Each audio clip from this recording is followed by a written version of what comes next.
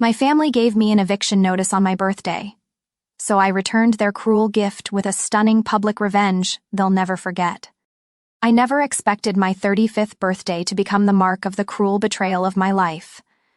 All morning, I was busy in the cozy little kitchen of the old wooden house on Willow Street, the house I had spent 5 long years restoring from a crumbling wreck into a place filled with memories.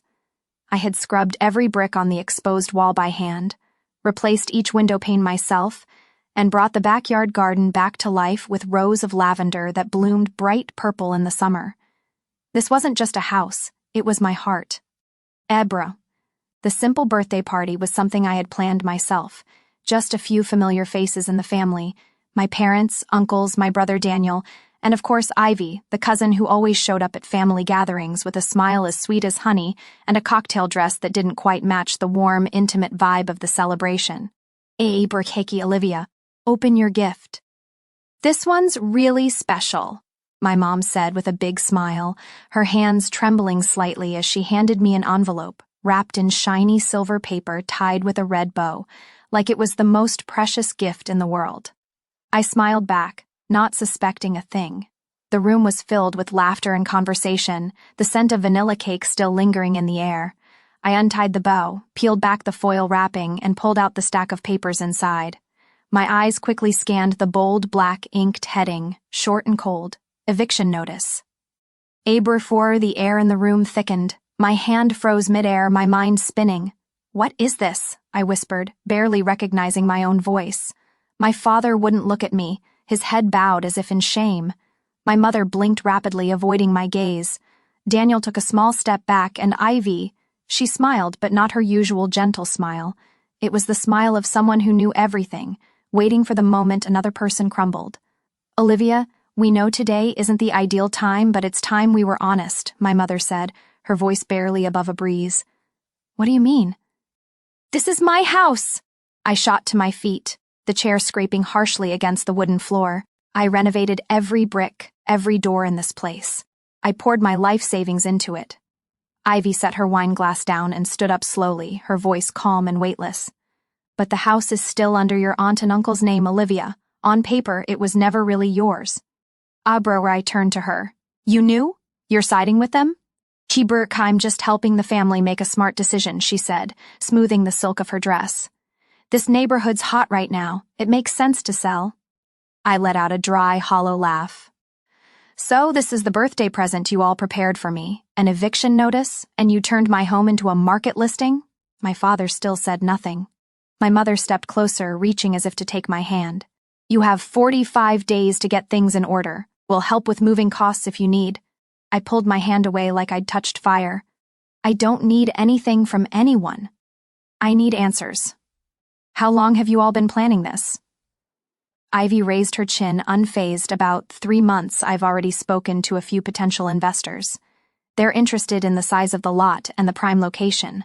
This old wooden house. Old? I choked on the word. Every corner, every brick in here is my work. I've lived and loved this house with everything I have. Daniel spoke, his voice low. Liv, maybe you should calm down. We can talk about this later. No later. I want the truth right now. No one answered. The room sank into an unbearable silence. I stepped back, heart pounding, eyes scanning the familiar faces that suddenly felt like strangers. Get out of my house, I said, my voice low but firm. Olivia, I said out now! One by one they left the room, none of them daring to look back at me. Only Ivy remained facing me. You're blowing this out of proportion, she said with a shrug. And you just made me lose all faith in family. I walked to the door and opened it. Out. Ivy gave me one last look, her eyes glinting with something icy. You're fighting a battle you can't win. Don't let emotions cloud your judgment.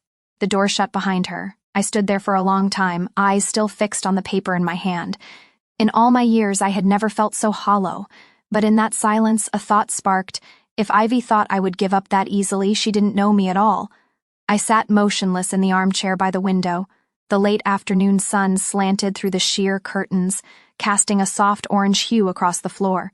The eviction notice lay silently on the coffee table like an open wound that hadn't stopped bleeding, in a room still echoing with the warmth of laughter from that morning. I should have cried.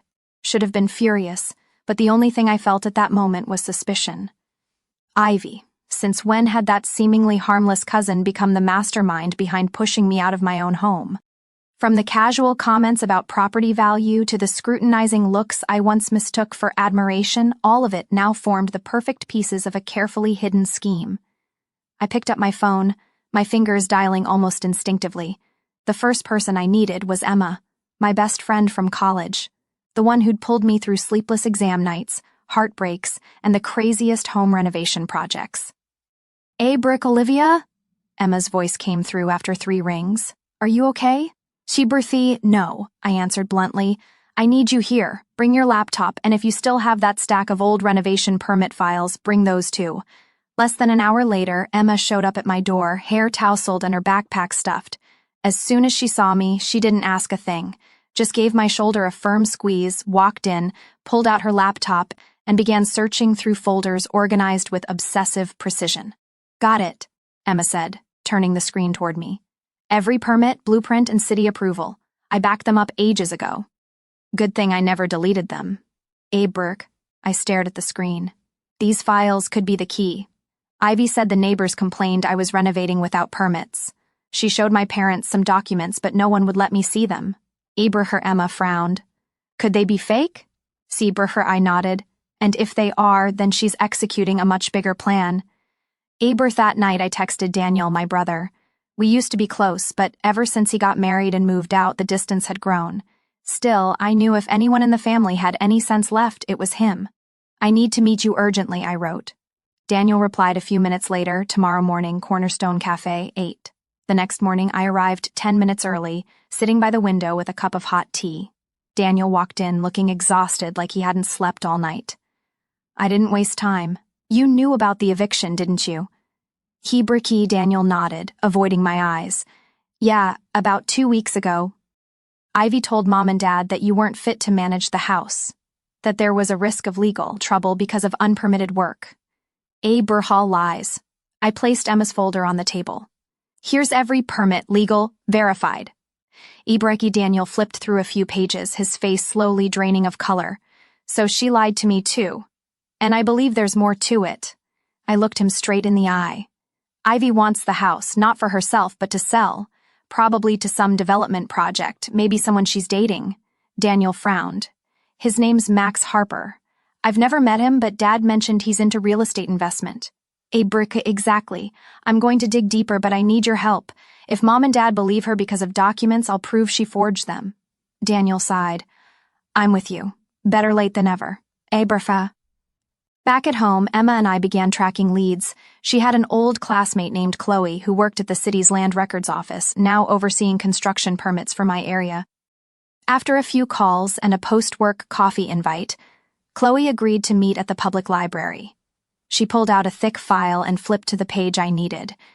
Here's the petition about noise and unauthorized renovation, supposedly filed by a neighbor, or at least the copy that was submitted. But the strange thing is, there's no original, no official case number. Burger. I frowned. You mean it's not in the system? Exactly. And the name listed as the complainant doesn't match anyone on Willow Street's resident registry. I double-checked. This might be a fabricated document. Emma snapped photos of every page, her eyes lighting up. We've got signs of forgery. I felt a chill run down my spine. If Ivy had actually faked documents to manipulate my parents, this wasn't just a family conflict anymore. It was a serious ethical and legal issue. We left the library as twilight fell.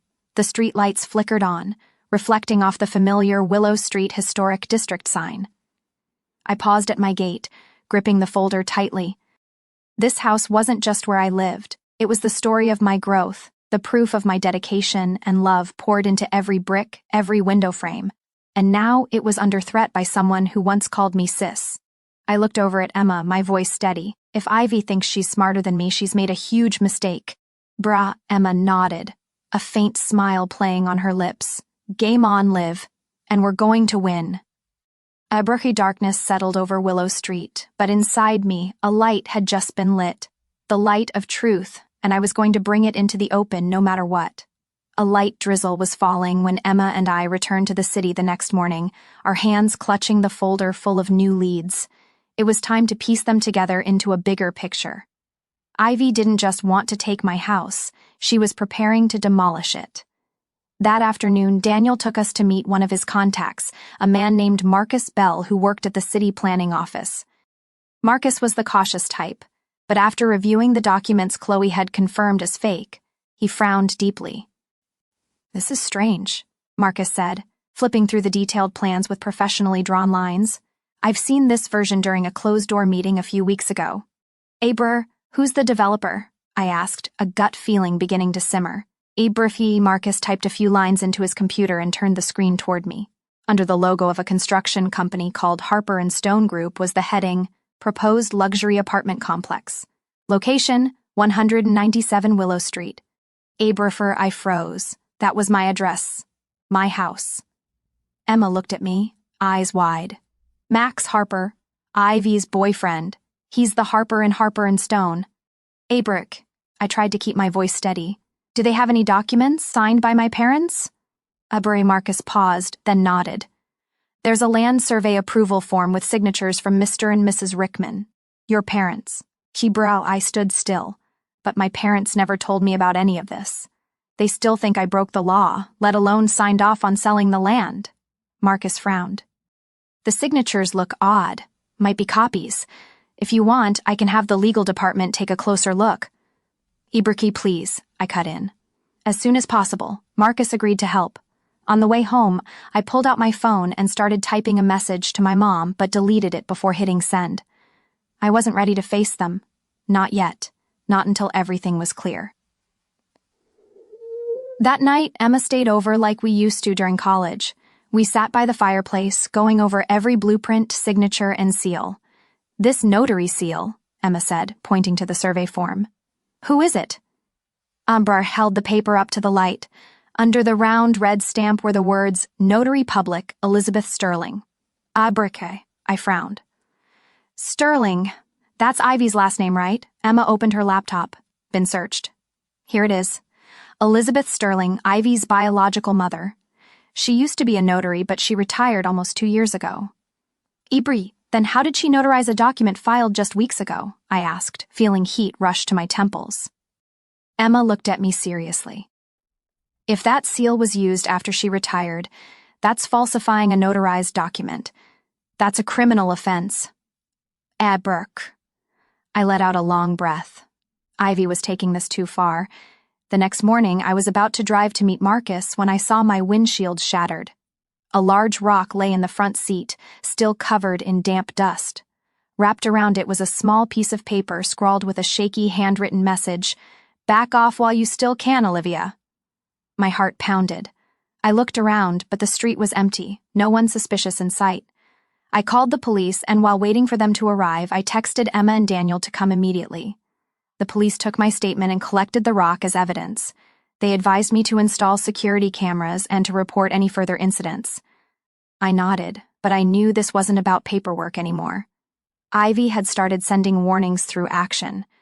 3 days later, I received an email from Marcus with the subject, "Signature verification results." I opened it, palms sweating. After comparing with the original signatures on the Rickmans' property and tax documents, we have determined the signature on the land survey is forged. Brr. I clenched my fist. That was our first piece of solid proof. Emma called me as soon as she got the copy. "It's starting, Liv. We need a game plan." That evening, in my kitchen, Emma, Daniel, and I mapped out a strategy. The plan: gather all the evidence.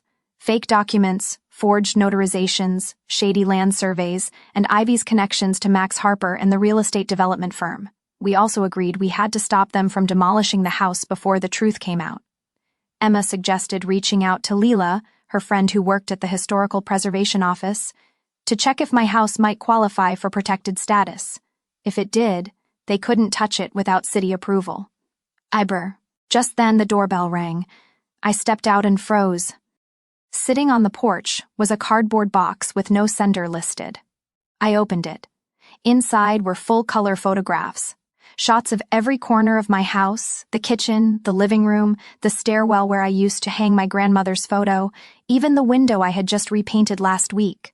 Every one of them was marked with a bright red 10th no note, none needed. The message was crystal clear. Abra. I looked at Daniel. They've been inside the house. Abra, he snatched the box from my hands. No way. You locked the doors, right? Burher, of course. I clenched my fist, trying to stay calm. But they have a key, probably from Mom. Daniel pulled out his phone and called our mother immediately. I couldn't hear the conversation, but I watched his face shift with every second. When he hung up, his expression was dark. Ivy borrowed the key yesterday, told Mom it was to take measurements for her engagement party. And Mom believed that? I asked, my voice hoarse. Daniel nodded. She's suspicious now, but it's too late. I walked toward the window, looking out over the backyard. The garden where my grandmother once planted rows of lavender was now cloaked in evening mist. We need to move fast, I said, my voice low but firm. If Ivy wants a war, I'll show her I'm not someone who goes down easy. I turned back to the only two people still standing by me. The campaign starts tonight. We're not just protecting this house, we're exposing the truth. Peace fears still lingered inside me, but for the first time in weeks, it didn't overpower my resolve. I wasn't alone, and I wasn't going to lose.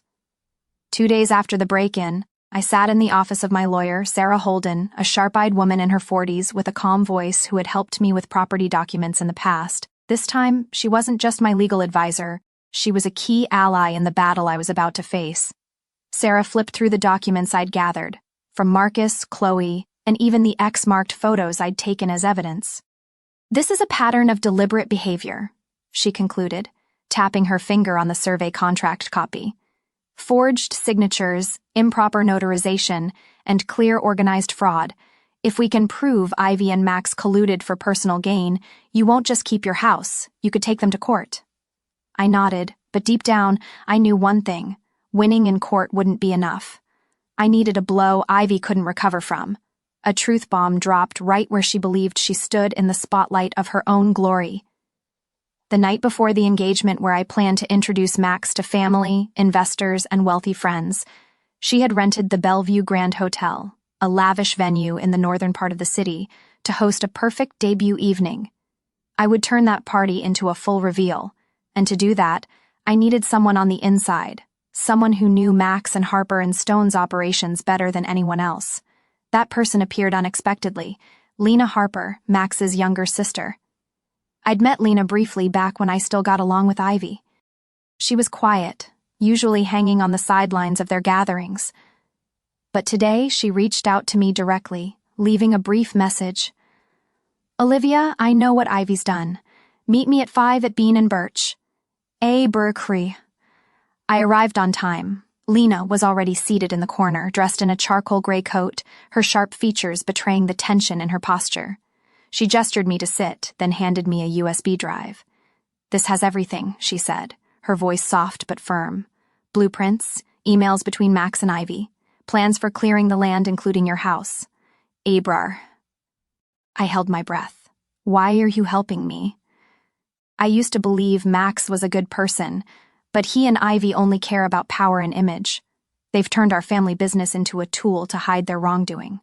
I don't want to be part of it anymore. Eberher, I nodded. Thank you. There's a lot. There's more, Lena said, pulling out a thick printout from her bag. This is the party plan. Ivy rearranged the guest list, and you're not on it. Eberk, I laughed. Of course, she knows I won't stay silent. But I have a way to get you in. Lena slid a formal invitation across the table, still blank. I was in charge of delivering backup invites to the press. I kept this one. I took it and thanked her once more. Inside me, determination had turned into a slow-burning fire. I was no longer just fighting for my house, but for justice, for truth, for everyone who had ever been dismissed, deceived by expensive dresses and fake smiles. That night, I sat in my study with Sarah and Emma, and we prepared everything down to the last detail. Sarah compiled the docs into a complete dossier, forged evidence, falsified signatures, plans to demolish the house, internal company emails, and most notably, an audio recording provided by Lena where Ivy said, "After the engagement party, no one will be able to stop us." Abra bringing all this to the party? Emma asked, her voice tinged with nerves. Abrahe, I nodded. Not just bringing it. I'm revealing it in front of everyone. Ivy wants to shine in the spotlight, then let the truth shine right on her. Sarah handed me another USB. I've backed everything up here, and I've also sent a copy to the media's legal rep in case something unexpected happens. I gave a soft smile. Can never be too careful. The next morning, I received an anonymous message. Stop now if you don't want things to get worse. There are things you can't control, Olivia. I showed the message to Sarah. She looked at me calmly and said, "This just means they're scared." By evening, I dressed carefully, a simple, elegant black dress and a pearl necklace that once belonged to my grandmother. It felt like a charm, reminding me of where I came from, the love I poured into that home, and the reason I couldn't walk away. I stepped into the grand lobby of the Bellevue Grand Hotel, chandeliers casting golden light across the polished marble floor. Soft music played, glasses clinked, and laughter floated through. Empty congratulations. Ivy stood at the center of the ballroom, draped in a shimmering white gown, her arm looped around Max's. They looked like a magazine cover, but her gaze faltered the moment she saw me. "Abrick," I smiled, holding up the invitation. "Sorry, I couldn't miss this party." "Abrick." She tried to hide her surprise behind a smile. "Olivia, I didn't think you would—" "Abrick." "Excuse me," I cut her off, walking straight into the heart of the room. I lifted a wine glass intently. All eyes turned toward me. The room paused for a breath. I took a deep one of my own. "This isn't a toast," I began, eyes drifting toward Ivy and Max. "It's the truth everyone deserves to know about this party, about that couple, and about a house under threat because of greed." Ivy stiffened. Max gripped her hand.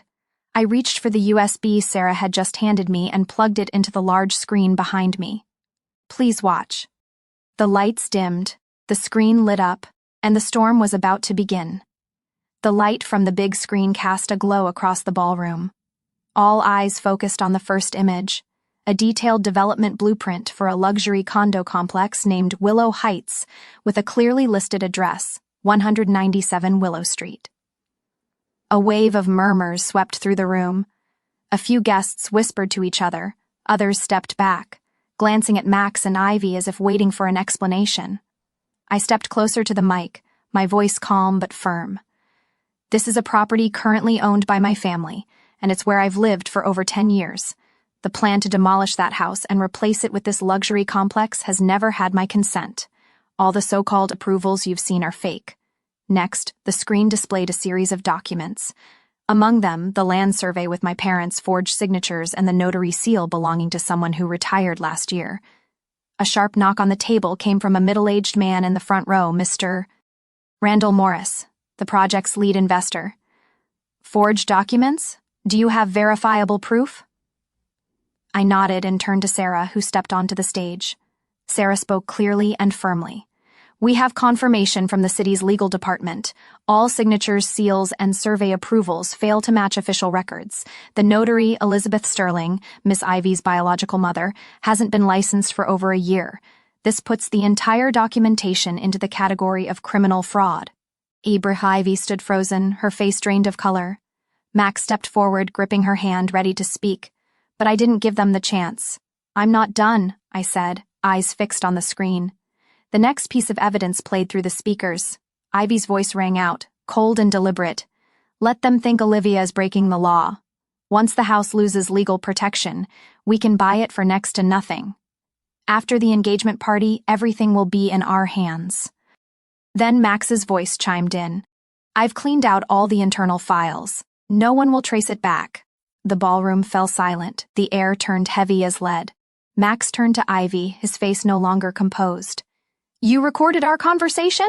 Ivy whispered. I don't know who did." I looked at them, a faint smile forming on my lips. "Maybe you don't, but someone close to you does." Lena stepped out from the crowd, her eyes sharp as ice. "I sent the recording because I won't let you and Ivy drag our family through the mud." Max's jaw dropped, staring at his sister like he was seeing her for the first time. "Lena, what are you doing? Ending this game," Lena replied. "Ending all of it." Sarah continued. "We've submitted all the evidence to the Department of Planning, the Notary Office, and the authorities. Police have received formal complaints for document forgery, attempted property fraud, and intentional damage to private property. Eber. As she finished, 2 plainclothes officers entered the ballroom. One stepped up to Ivy and said, "Miss Ivy Sterling, you are under investigation for document forgery and conspiracy to commit fraud. We ask for your cooperation." A stunned wave rippled through the room like a brewing storm. Ivy turned to me, her eyes filled with rage and reluctant resignation. "You'll regret this, Olivia. You have no idea what you've just stepped into." Bershi, I held her gaze, calm. "And you have no idea who you underestimated." Max hadn't been handcuffed, but the investors had already started leaving his table, some without a word, others casting looks of disdain. Randall Morris slammed the project file onto the table and stood up coldly. "Harper & Stone has lost all credibility with me." Sarah leaned toward me and whispered, "We should go. The rest is in the hands of the authorities now." I nodded, but before leaving, I paused in the center of the room, facing my parents who had arrived, late and witnessed the final moments. My mother's face was pale, my father frozen in place. "I'm sorry I had to do this publicly," I said, my voice no longer angry but filled with sorrow. But without the truth, I would always be seen as the one at fault. "Abrahi." My mother stepped forward and took my hand. "Olivia, I had no idea Ivy could do this. We're truly sorry." Burke. I gently squeezed her hand, then turned to leave. Outside the hotel, the cool evening air brushed against my skin like quiet reassurance. Sarah handed me a folder. "The court will review everything in the coming weeks, but with this evidence, your win is almost certain." Lena stepped closer, placing a hand on my shoulder. "Thank you for fighting for the truth." I looked out toward the city lights in the distance, a slow smile spreading across my face. I just did what was right, because I won't let anyone take away the place I call home. Key peace began to return to my heart. The battle wasn't completely over, but the web of lies had been shattered, and for the first time in months, I was certain of one thing: the house still stood, and so did I. 6 weeks after that unforgettable engagement party, spring had truly returned to Willow Street. The trees lining the sidewalks began to bud, and the scent of lilacs from the neighbor's garden danced in the breeze. Everything seemed to slow down, as if life was giving me a pause to breathe after the chaos. My house, or rather, the home I fought to protect, still stood strong, even after being threatened by greed and deceit. But what I didn't expect was that the very storm meant to tear it down would bring me a new family, a community I never knew I belonged to. Emma still stopped by every day, bringing coffee, notebooks, and ideas to renovate the house, not to sell, but to live in. Daniel came by on weekends with his wife and kids, helping me repaint the faded white fence and plant asters in the front yard.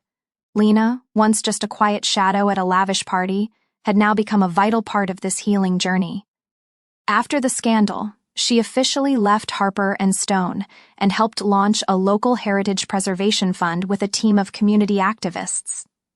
"Olivia," she said one afternoon as we inspected the roof, "this place isn't just your memory, it's part of this city. We want to start here."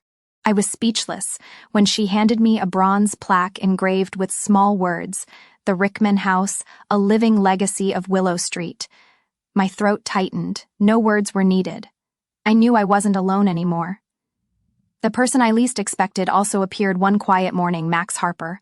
No suit, no arrogance, just a man standing at my gate, looking lost. "I'm not here to apologize," he said plainly, "because I know sorry doesn't undo what I've done. Abrafer." I crossed my arms in silence. "But I want to make it right," Max continued. "I've resigned from the company. Lena and her team are building a preservation program, and if you'll allow it, I'd like to support it financially." I looked at him for a long moment and finally nodded. "Not because I forgive you, but because I believe everyone deserves a chance to start over, as long as they really start from zero." We shook hands, and I felt lighter, not because Max had changed, but because I was no longer bound by bitterness. As for Ivy, the media moved on after she received a suspended sentence for document forgery and attempted fraud. No one in my family mentioned her again. My parents relocated to a quiet suburb away from the noise. One afternoon, as I was sorting through old photo albums in the living room, My mom stopped by. She silently looked around the house, filled with memories. "I found this in Grandma's old box," she said, placing a worn wooden comb in my hand. She used to brush my hair with it as a child. She always said this place wasn't just a home, it was the heart of the family. I said nothing. I just opened the window where I used to sit for hours as a child, reading in the sun, and in that moment I knew this house would live on. Not just in me, but in everyone who stepped through its door with sincerity. A few weeks later, I hosted a small gathering. Not fancy, not flashy, just a warm backyard dinner with the people who stood by me through the storm. Under the glow of string lights, everyone gathered around wooden tables, sharing food, laughter, and stories never told. Lena brought a large framed photo to hang from the cherry tree, my grandmother standing in front of the house, her face radiant. Emma whispered to me, "You should make this a tradition, a day of hope, the day you took everything back." I nodded, eyes lifted to the tree full of lights. A day of return. Daniel raised his glass and called for silence. "Let's toast to Olivia, who didn't just save a house but restored our faith in the truth." Glasses clinked. I lifted mine, clinking gently with those around me, then whispered to myself and to those who dared arise. That night, after everyone had gone, I sat alone on the front steps. The spring breeze danced through my hair. I looked around. Every brick, every window, every familiar footprint, all felt alive. I knew with certainty this wasn't just where I lived, this was where I belonged, and no one would ever take that from me again. From the fight to save my childhood home, I learned that sometimes loss and betrayal become the stepping stones to something far more precious: courage, truth, and the people who truly stand beside you. A home isn't just a roof over your head, but a sanctuary of memories, love, and resilience. And now, I haven't just kept my home, I've reclaimed myself, stronger, wiser, and unafraid of losing anything ever again.